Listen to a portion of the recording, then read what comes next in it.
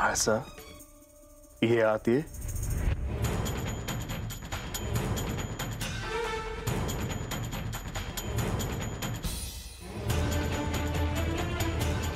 तुम्ही सर्व दारं खिडक्या बंद करून एकांतात का गेला होता?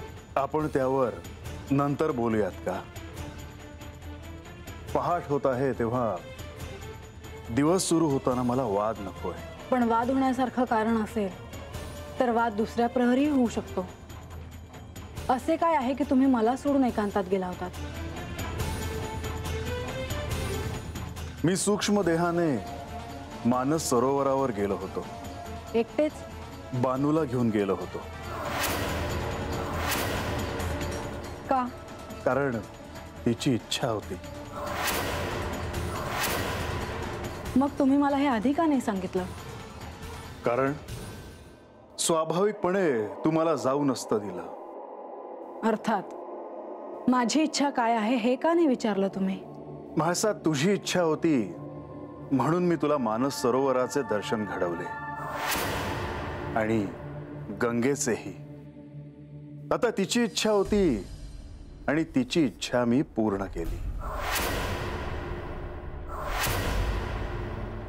याचा अर्थ मला जे जे दिले ते ते तिला द्याल. उद्या सिंहासन देखील द्याल? नाही, तो केवळ तुझा अधिकार आहे आणि ते स्थान केवळ तुझेच आहे. आज माझे स्थान आहे असे तुम्ही म्हणता आहात, पण उद्या तिने मागितल्यावर तुम्ही त्याचे विभाजन करणार आहात का? म्हाळसा, तू विनाकारण राग ओढून घेते आहेस. यानंतर जर माझ्या अनुमतीशिवाय तुम्ही तिला कुठे घेऊन गेलात तर मी गड सोडून निघून जाईन.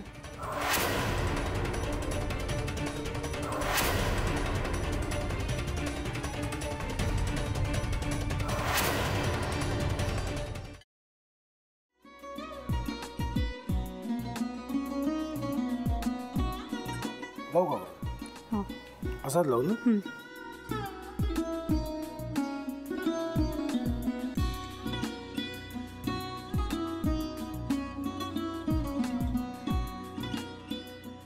आता काय करायचंय? आता आपण ड्राय स्टफिंग दुसरं काय करणार आपण त्यात?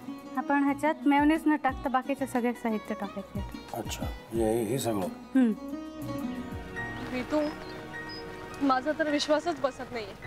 म्हणजे अगं बहिणी आमचं लग्न व्हावं म्हणून किती प्रयत्न करत होती आणि ते सगळं करताना ती शिवच्या आम्हाला माहिती पुरवते. नाही, मला नाही वाटत. गौरी, खूप चांगली असतो म्हणून तुला सगळं जगत चांगलं दिसतं, पण शिव उगाच बोलला असेल का? त्याच्यावर विश्वास नाहीये का तुझा?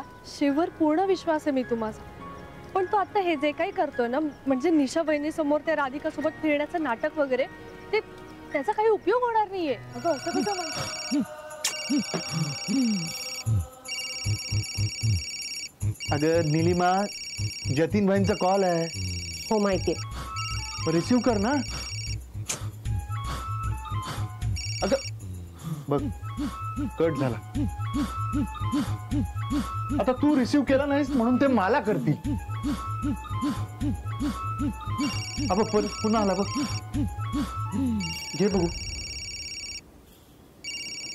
पण हे एक ना एक दिवस घडणारच होतं. आता मला कळलं तुम्ही 2 दिवस झाले काय सांगत होता ते.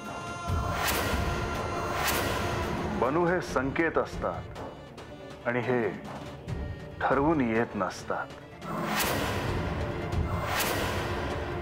मी बाहेर तुमची वाट बघते.